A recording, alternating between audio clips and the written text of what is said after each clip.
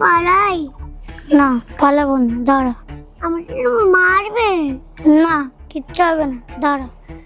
বাবা, তোমার বান্ধবী বক বক শুরু করলে থামে না। তো এত বছর পর দেখা হচ্ছে, কথা বলবে না? সেটাও ঠিক।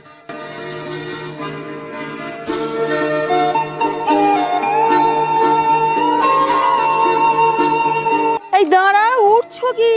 নাম্বার প্লেটের কি অবস্থা হয়েছে দেখো।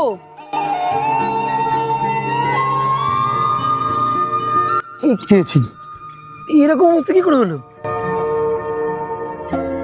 আমার কি মনে হয় জানো, এই ছেলে দুটো সাইকেলে ধাক্কা মেরে ভেঙে দিয়েছে।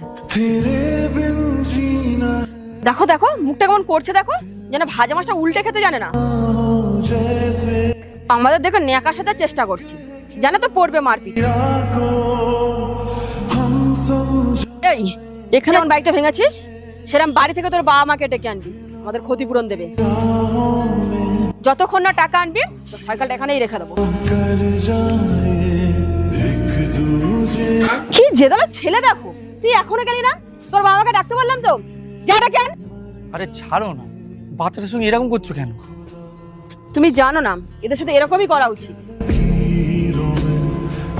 উফ, আমার মাথা কিন্তু গরম হয়ে যাচ্ছে, এবার তো চড় থাপ্পড় করছে। এই দাঁড়াও তো, তখন তো চিৎকার করছে, যাও এই যাও।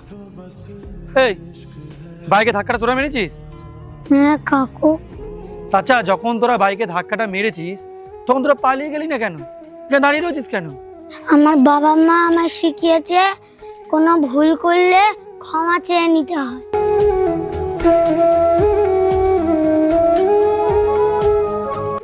আমরা ক্ষমা চাইবো বলেই দাঁড়িয়ে আছি।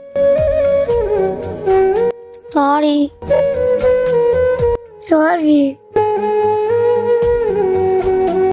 আমার বাবা আরো শিখিয়েছে, কারোর ক্ষতি করলে সেটা পূরণ করতে হবে।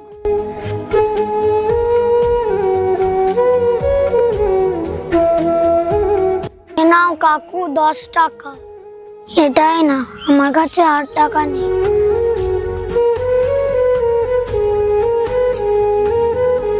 কি হলো কাকু, টাকাটা নাও। না সোনা, আমাদের অতটাও ক্ষতি হয়নি, টাকাটা তুমি তোমার কাছেই রেখে দাও। ও আমি সারিয়ে নেবো, টাকাটা তুমি নিয়ে যাও, বিস্কুট টিস্কুট খেয়ে নিও দুই ভাই মিলে। যাও তোমরা বাড়ি যাও। तेरे बिन जीना है ऐसे, दिल धड़काना हो जैसे। কি গো, কিছু বুঝলে ছেলে দুটোকে দেখে? এটাই বুঝলাম, ছেলেটার পারিবারিক শিক্ষা খুব ভালো। ওদের বাবা মা ওদের যেভাবে মানুষ করতে চাইছে